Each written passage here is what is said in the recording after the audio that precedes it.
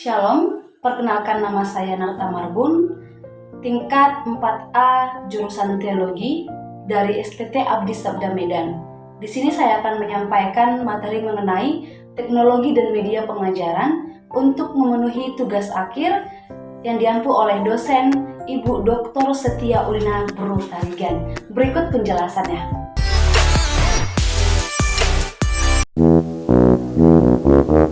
Teknologi secara umum adalah merupakan ilmu pengetahuan yang mempelajari tentang keterampilan untuk menciptakan alat hingga metode yang akan digunakan upaya membantu menyelesaikan pekerjaan manusia. Menurut para tokoh, Brahata mengatakan bahwa teknologi adalah ilmu pengetahuan yang mempelajari tentang cara-cara di dalam bidang industri. Sementara Felino Harap mengatakan bahwa teknologi adalah ilmu pengetahuan yang mempelajari sebuah sistem yang praktis, pengetahuan yang sistematis dalam bidang kemampuan industri. Jadi teman-teman, kalau kita lihat mengenai pengertian dan secara umum, bahwa ternyata teknologi itu bukan hanya berbicara tentang internet saja, medsos, atau yang sering kita pahami itu teknologi adalah handphone yang cenderung kita artikan dalam revolusi 4.0. Jadi singkatnya adalah bahwa teknologi itu merupakan sistem atau cara yang terjadi atau dilakukan untuk melakukan sesuatu hal ke arah yang lebih baik. Media adalah sebuah alat atau sarana yang digunakan untuk menyampaikan pesan melalui sistem atau cara yang sedang digunakan. Menurut Degeng, media merupakan strategi penyampaian, baik itu melalui bahan atau orang.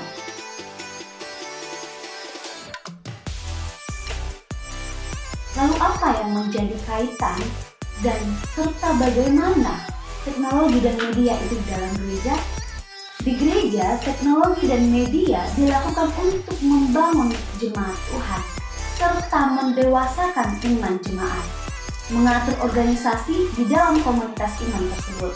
Sehingga bisa kita lihat bahwa teknologi dan media sangat berperan penting di dalam gereja, yaitu untuk bisa berpikir secara menazarah dalam menata, mengembangkan, serta memajukan jemaat.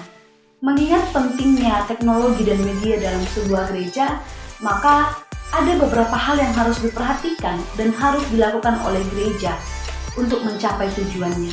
Yang pertama, bahwa gereja harus memiliki renstra atau rencana strategi untuk menggembalakan umat Tuhan sesuai dengan institusi dan aliran yang dianut oleh gereja tersebut. Seperti gereja saya, HKI, yang beraliran Lutheran, di mana dalam HKI itu kedisiplinan sangat terkait dalam renstranya. Dan di dalam renstra HKI juga mengatur atau menata setiap tahunnya dengan mengangkat tema-tema tertentu. Misalnya seperti tahun 2021, HKI mengangkat tema pemberdayaan sumber daya manusia. Jadi melalui satu tema ini, maka HKI membuat program-program yang dilakukan kepada para pelayan Tuhan atau sumber daya manusia yang ada dalam HKI untuk meningkatkan kualitas sumber daya manusia HKI. Yang kedua adalah administrasi. Administrasi ini merupakan proses kerja atau pelaksanaan yang dilakukan oleh gereja untuk mencapai sasarannya, yaitu dalam renstra yang telah disusun sebelumnya. Adapun contoh administrasi dalam gereja adalah misalnya seperti pembagian kategorial. Dan media yang digunakan adalah misalnya seperti mendata kegiatan-kegiatan yang sudah dilakukan serta sesuai dengan kebutuhan setiap kategorial yang telah disusun. Dan gereja yang adalah organisasi juga harus memiliki struktur keorganisasiannya, yang dimana setiap gereja tentu memiliki sistem keorganisasian yang berbeda-beda. Kalau di gereja saya sendiri, yaitu HKI, menganut sistem episkopal dalam struktur organisasinya, yang dimana itu dalam strukturnya mulai dari pimpinan pusat, daerah, resort, bahkan tingkat jemaat. Dan ini memiliki bidangnya masing-masing seperti diakonia, koinonia, bagian keuangan, dan lain-lain. Dan di dalam kestrukturan itu, maka penting sebuah gereja harus menyusun setiap kepengurusan-kepengurusan untuk membantu pelayanan dan dapat mencapai rencana strategi yang disusun sebelumnya.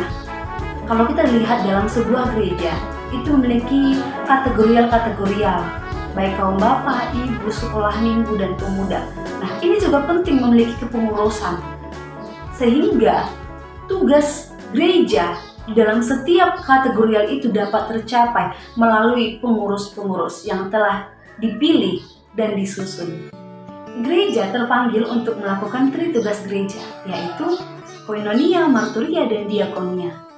Dan untuk mencapai tritugas gereja ini, maka gereja juga harus perlu melakukan yang namanya sistem dan cara yang baik. Kita bisa melihat dalam koinonia bahwa gereja juga harus memerlukan atau membuat tatanan ibadah yang baik, sehingga jemaat dapat memaknai persekutuannya bersama dengan Allah. Adapun media yang digunakan bisa seperti alat musik dan kebutuhan lainnya. Kalau kita melihat tugas marturia, ini juga perlu melakukan sistem dan cara tertentu untuk mencapai tujuan, yaitu firman Tuhan sampai kepada pendengarnya atau jemaatnya. Nah, medianya siapa? Medianya adalah si pekabar Injil atau orangnya. Dan juga mungkin media yang lain-lain yang akan digunakan oleh si pemberita. Lalu tugas yang ketiga kita kenal dengan diakonia. Diakonia yang merupakan pelayanan sosial. Nah, untuk mencapai pelayanan itu yang telah disusun dalam setiap program-programnya, maka perlu menggunakan strategi. Misalnya, apa yang harus dilakukan atau kepada siapa mereka harus melakukan pelayanan itu. Dan ini juga harus tentunya menggunakan media. Mungkin tidak hanya bersifat materi, bisa juga bersifat sandang dan pangan. Nah, tadi kita sudah melihat betapa banyaknya rencana atau program yang harus dilakukan oleh gereja-gereja untuk mencapai tujuannya. Tetapi kita juga perlu mengingat bahwa ternyata proses atau pelayanan itu membutuhkan yang namanya dana. Dan di dalam penata layanan keuangan gereja itu harus mengingat bahwa keuangan gereja itu adalah milik Tuhan. Sehingga penata layanan itu harus dilakukan dengan baik. Dan mengingat keuangan gereja, kita juga harus mengetahui bahwa ternyata keuangan gereja itu memiliki beberapa sumber-sumber keuangan. Saya mengambil contoh yang identik yang kita temui menjadi sumber keuangan gereja adalah persembahan dari gereja tersebut. Tetapi yang mau dikatakan di sini adalah bahwa persembahan itu sudah seharusnya menjadi ucapan syukur yang harus disampaikan kepada Tuhan melalui gereja. Kita sampai kepada kepemilikan gereja, yaitu berbicara tentang harta gereja. Nah, apakah harta gereja hanya berbicara mengenai uang dan sumber keuangan? Namun ternyata tidak. Yang dinamakan dengan harta gereja itu bisa dimaknai dengan harta yang kelihatan dan tidak kelihatan, harta yang bergerak dan juga tidak bergerak. Maka harta gereja tidak hanya dimaknai dengan harta yang dapat berbentuk fisik seperti gedung, keuangan, dokumen, dan lain sebagainya. Namun ternyata kita juga bisa melihat gereja merupakan harta dari jemaat itu.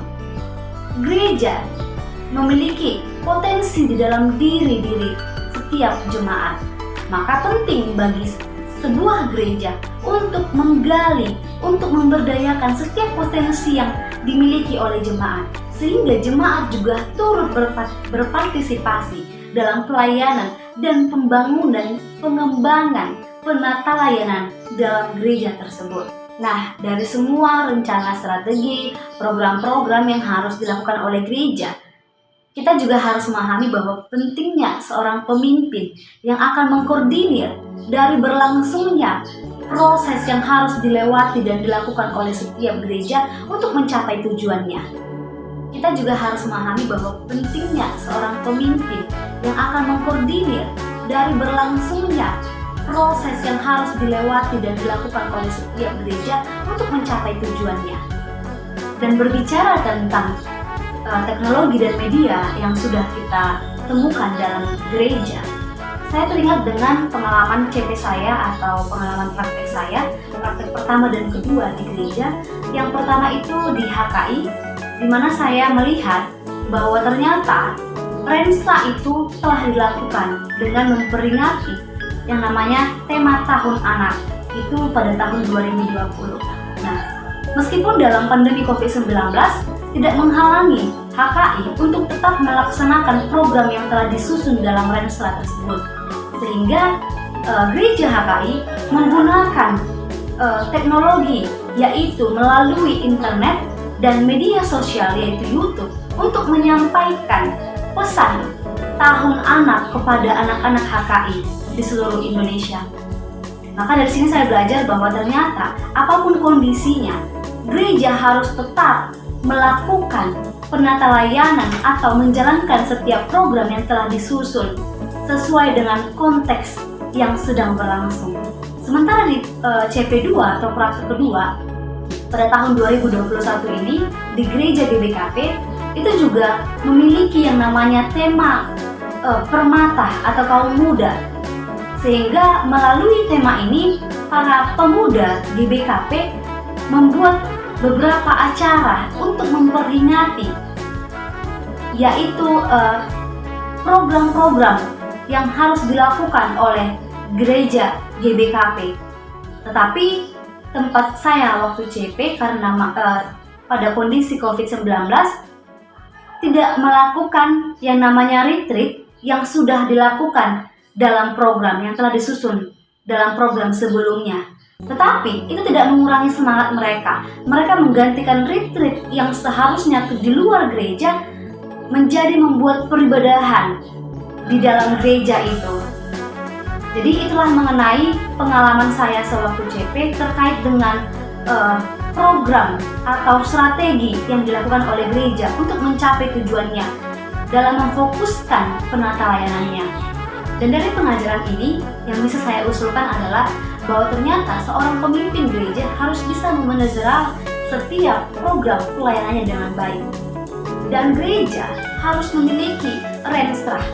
Dan Renstra itu harus membuat titik fokusnya setiap tahun, yaitu dengan mengangkat tema-tema yang disusun sesuai dengan kategorial atau yang menjadi kebutuhan dari gereja tersebut, sehingga itu dapat memfokuskan pelayanan gereja tersebut setiap tahunnya, dan itu membuat pelayanan itu tertata dengan baik dari tahun ke tahun. Dan yang penting harus diingat oleh gereja adalah bahwa gereja tidak dapat berkembang maju jika hanya mengandalkan para pemimpinnya saja, tetapi gereja juga harus bisa menggali potensi yang dimiliki oleh jemaat, karena jemaat merupakan harta gereja. Jemaat juga penting bagi gereja, sehingga melalui potensi itu melahirkan ide-ide baru yang kreatif, sehingga gereja itu menjadi gereja yang kreatif dan berinovasi di dalam perkembangan dan peningkatan iman. Baiklah, demikian penjelasan saya mengenai teknologi dan media pengajaran dalam gereja. Kiranya setiap sistem dan cara yang dilakukan oleh gereja bisa menjadikan gereja itu menjadi gereja yang bertumbuh dan dapat mencapai tujuannya. Terima kasih, Shalom.